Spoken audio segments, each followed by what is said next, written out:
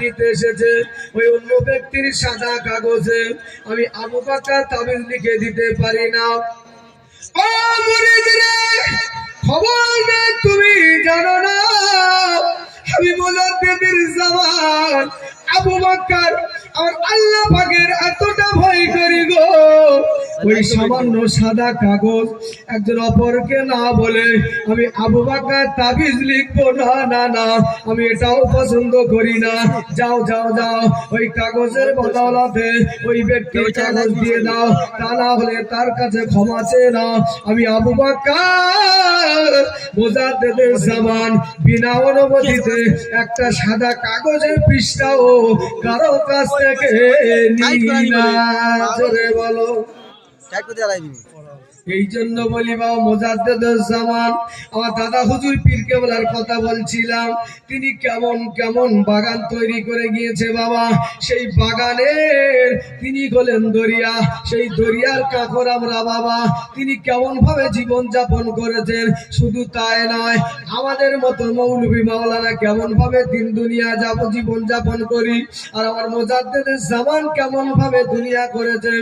শুধু বাংলাদেশে হুজুর ওয়াজ করতে গিয়েছে, ওয়াজ করতে গিয়েছে, কিন্তু বাংলাদেশে মাদ্রাসার ছেলেরা তারা এসে ধরেছে, ছেলেরা এসে ধরেছে ও মুজাদ্দিদুল জামান আমরা মক্তবে পড়াশোনা করি হুজুর, আমাদের মনে বড় শখ। কি শখ বাবা? হুজুর গো আপনি মুজাদ্দিদুল জামান, আপনাকে আমরা খেদমত করব। আমার দাদা হুজুর পীর কেবলা বললেন বাবা তোমরা কি খেদমত করবে? হুজুর বলেছিলেন ও বাবারা, হুজুর বলেছিলেন তোমরা কি খেদমত করবে? ওই সময় মাদ্রাসার তলবে ইলম বলেছিল ও মুজাদ্দিদুল জামান আমরা তেমন কিছু করতে পারবো না, কিন্তু প্রচন্ড ঠান্ডার সময় আমরা পানি গরম করে দেব, আপনি সেই পানি দিয়ে উজু বানাবেন। জোরে বলো।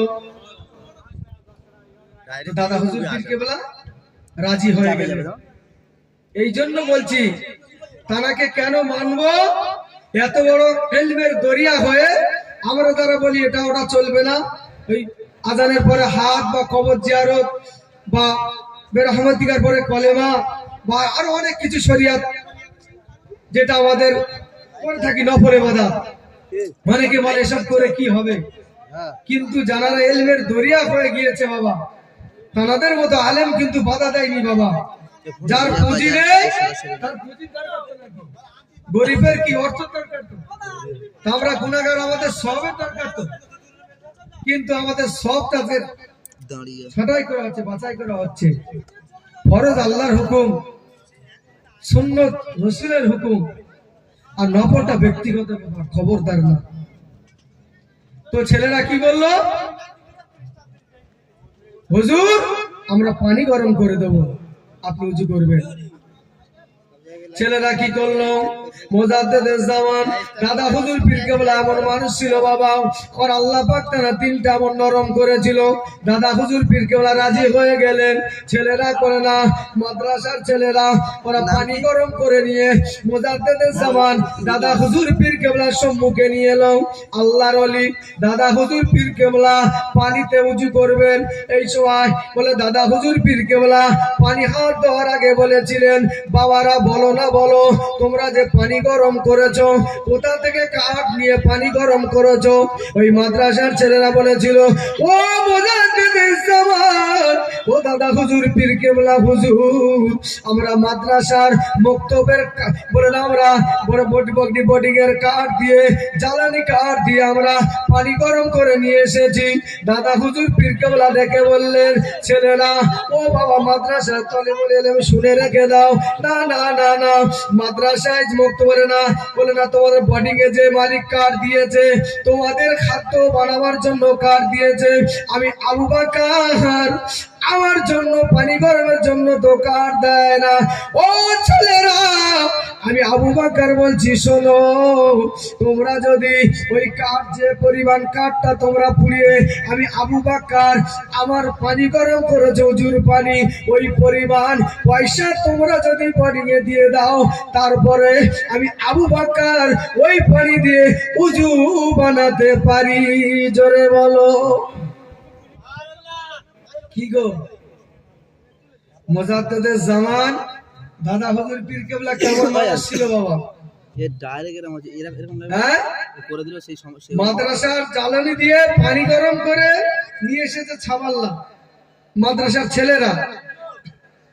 দাদা হুজুর পীর কেবলা রাজি হলো না যতক্ষণ পর্যন্ত ওই বোর্ডিং এর টাকা দেওয়ার কথা না বললো। চিন্তা করো বাবা,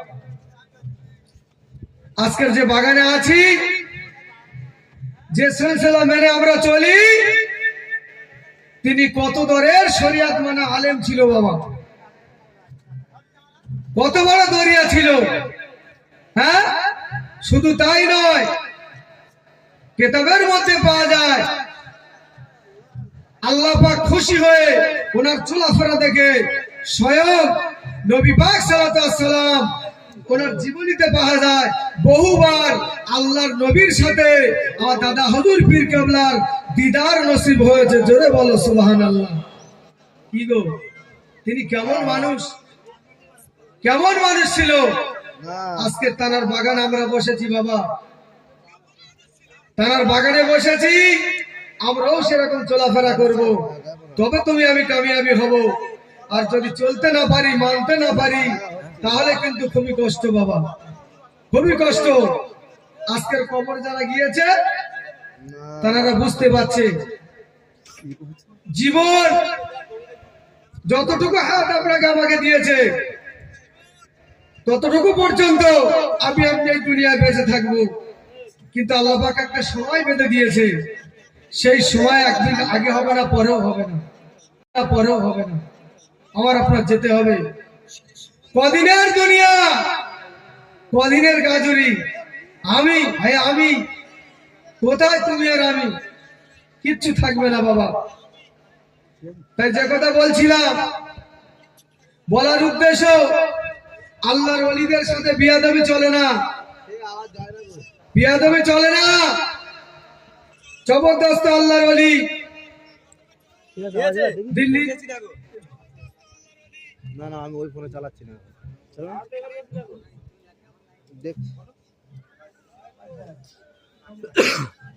ধন্য হয়েছি মোরা, ধন্য বিশ্ব নবী, শুধু তোমারি জন্য ধন্য হয়েছি মোরা, ধন্য বিশ্ব নবী, শুধু তোমারি জন্য। তুমি না আসিলে হতো না এ দুনিয়া, তুমি না আসিলে পেতাম না ঠিকানা, তুমি সব নবীদের অনন্য, তাই তোমার মোরা ধন্য, ধন্য হয়েছি মোরা, ধন্য বিশ্ব নবী, শুধু তোমারি জন্য। তুমি মহামানবে মনীষী, তুমি নিখিলে সেরা তাপসী, এই বিশ্বের তুমি জ্ঞানের ভান্ডারী, তুমি অন্ধের রূপের আলোর দিশারি, ধন্য হয়েছি মোরা, ধন্য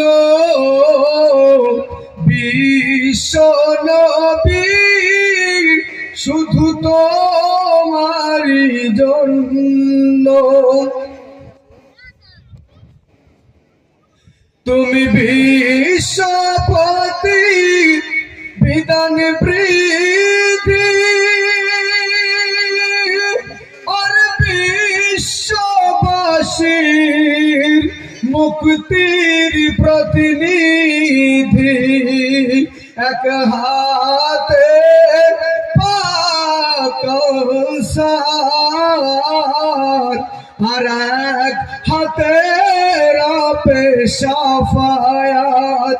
তোমার পিঠে মোগরের নবুয়ত।